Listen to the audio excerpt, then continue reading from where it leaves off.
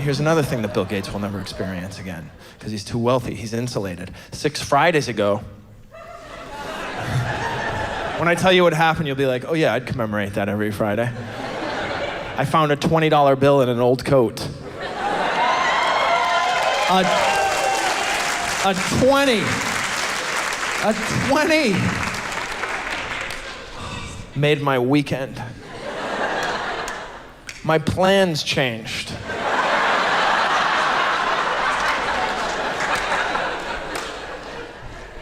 But what a feeling. Oh my gosh. Like I said, my plans changed. No, not drastically. Not drastically. I still went to Chipotle Mexican Grill, which is my Friday night ritual. It's where I welcome the Sabbath. But here's how it changed. I brought my best friend, paid for him, baller. And to answer your follow-up question, yeah, we both got guacamole.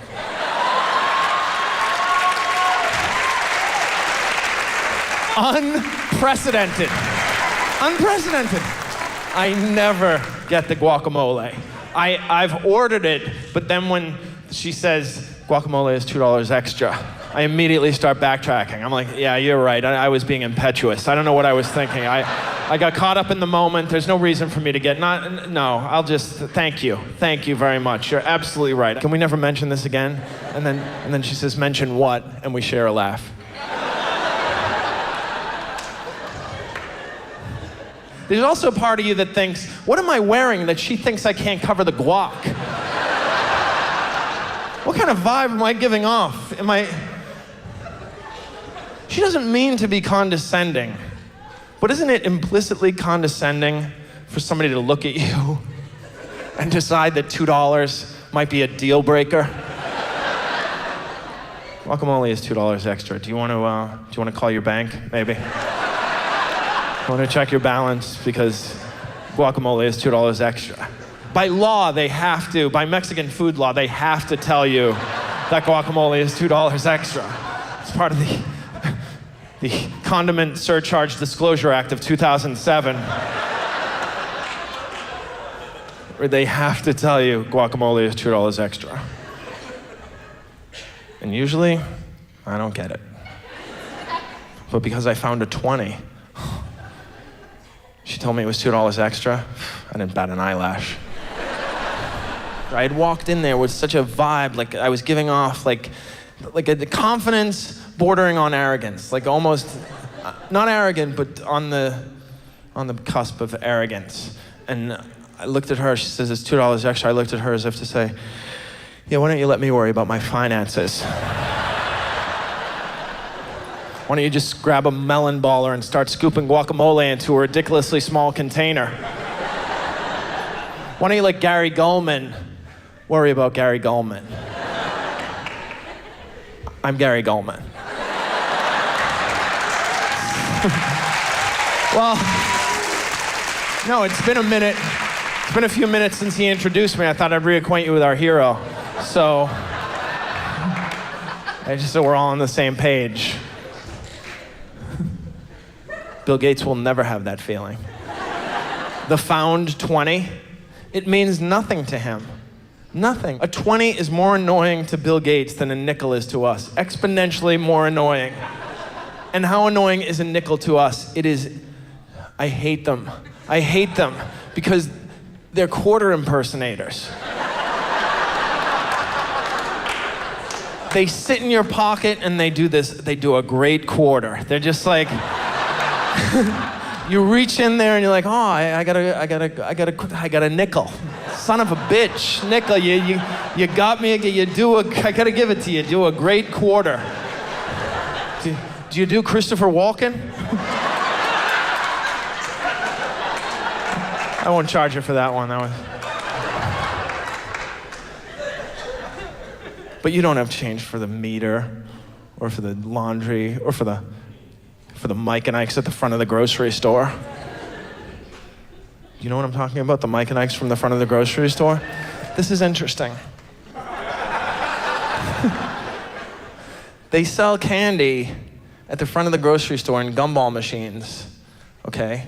Those nasty, nasty gumball machines. They probably haven't rotated the stock in 35 years. They sell the same candy inside the grocery store in a box, hermetically sealed, free of all disease, fresher, and at a lower unit price than the candy at the front of the store. But schmuck that I am, if I have a quarter and they have candy out there, I'm like, no, forget about you, freshness. I want my Mike and Ike's to tumble down a spout, a disgusting, filthy spout that a dozen 6-year-olds have shoved their measles-covered hands, their hepatitis C encrusted fingernails, trying to scrape free Mikes and or Ikes off the side. Yes. If I'm gonna eat Mike and Ike's, I wanna eat my Mike and Ike's the same way a petting zoo llama would eat his Mike and Ike's.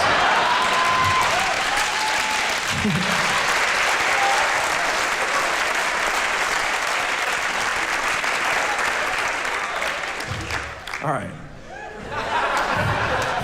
Stay on point. Bill Gates, $20 means nothing to him. Because do you know what Bill Gates has to pull out of an old coat to feel like I did with a $20 bill? First of all, the idea that Bill Gates has an old coat is preposterous. This man doesn't have an old... If he has an old coat, it's the coat Abe Lincoln was shot in. And he wears it as a bathrobe. He wears it as a bathrobe. No underwear, by the way, no underwear. No, he lets his billionaire balls swing willy-nilly beneath the death cloak of the great emancipator. That's your 1%. That's your 1%. All right, this is what Bill Gates has to find in an old coat to feel like I did with a $20 bill. Here comes the ratio. All right, $20 is to my net worth. Let's use the median net worth for a man my age in this country, which is $100,000, and seems high.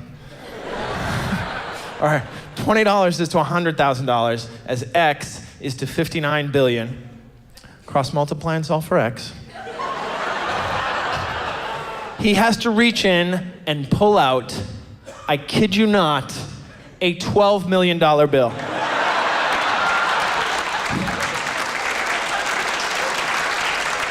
His 20 is 600,000 20s. You are not going to forget 600,000 20s in an old coat. Because as you lift it back into the closet using a forklift, you will think to yourself, hey, why does this weigh 1,320 pounds heavier, according to Ask.com, than it did when I put it on this morning? So check your glove compartment, check the owner's manual. It'll tell you to change the oil every 6,000, even 12,000 miles, unless you do an ungodly amount of stop and start driving. Now the question becomes, how much stop and start driving? Well, here's the other question. This will determine whether you need to change your oil every 3,000 miles. Look in the mirror and ask yourself this. Am I the ice cream man?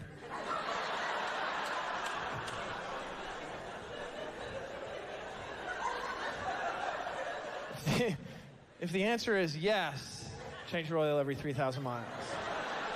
If the answer is no, change it every 6,000, 12,000 miles. Sometimes the answer is going to be, I'm not really sure. So I developed a quiz, and you'll be able to determine a yes answer to any of these questions means you are the ice cream man. Okay, one. When I'm at work, is Yankee Doodle Dandy playing in a loop all day long, driving me insane? Number 2, do I have a recurring nightmare that is July 4th and I'm all out of those red, white, and blue rocket pops? And number 3, do I have a disturbing level of access to little kids for a guy who drives a van filled with candy? If you answered yes to any of those questions, you're the ice cream man.